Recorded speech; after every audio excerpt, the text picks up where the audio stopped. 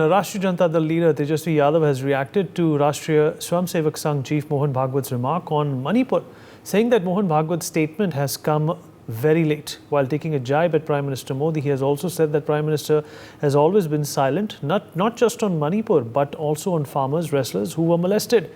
Mohan Bhagwat had said that the state has suddenly seen violence. The situation in Manipur will have to be considered with high priority. He also said that the unrest either got triggered or was triggered, but Manipur is burning and people are facing its extreme heat. Ritesh, my colleague, is joining us live at this point in time to talk more about this. Ritesh, Tejashwi Yadav ने कटाक्ष किया है और कहा है कि मणिपुर पे जो वाक्य आया है अभी ये आरएसएस मुखिया का, वो थोड़ी देर से आया है और मणिपुर में जो भी अभी प्रॉब्लम्स चल रही हैं उसका तुरंत निवारण करना चाहिए।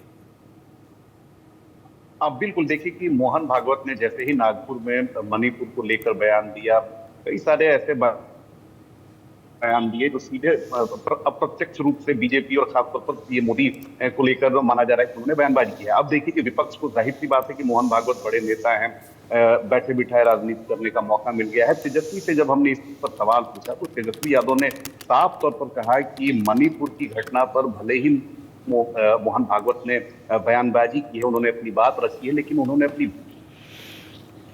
बात काफी देर से रखी है, तो अब इसका कुछ असर होने वाला नहीं है। लेकिन तेजस्वी यादव ने उनके बयान को कोट करते हुए, मोहन भागवत के बयान को कोट करते हुए सीधे तौर पर प्रधानमंत्री नरेंद्र मोदी, बीजेपी पर निशाना साध लिया। रेसलर्स का मामला एक बार फिर से उन्होंने उठाया, किसानों का मुद्दा उन्होंने उठाया, अग्निवीर की बात एक बार फिर से तेजस्वी यादव ने उठा दी है। इसके अलावा बेरोजगारी की बात उन्होंने उठाई है।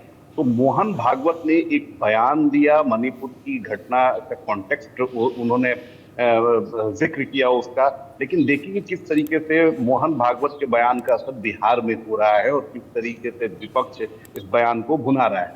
क्योंकि मोहन भागवत अगर कुछ भी बोलते हैं तो उसका असर काफी देखा जाता है। आपको याद होगा कि साल 2015 में बिहार में विधानसभा के चुनाव थे और ऐन पहले मोहन भागवत ने आरक्षण को लेकर एक बयान दिया और उसका इतना व्यापक असर हुआ कि 2015 में बिहार में बीजेपी की एनडीए की करारी हार हुई। तो कहीं ना कहीं तेजस्वी यादव मोहन भागवत के इस बयान को भुनाने की कोशिश में है। भले ही बिहार में अभी देखिए कि 1 साल से ज्यादा का समय बचा हुआ है विधानसभा का चुनाव का, लेकिन अभी से ही सारी राजनीतिक पार्टियों ने तैयारी करनी शुरू कर दी है और ये बयान कहीं ना कहीं जो चलिए रितेश, इस जानकारी के लिए आपका शुक्रिया।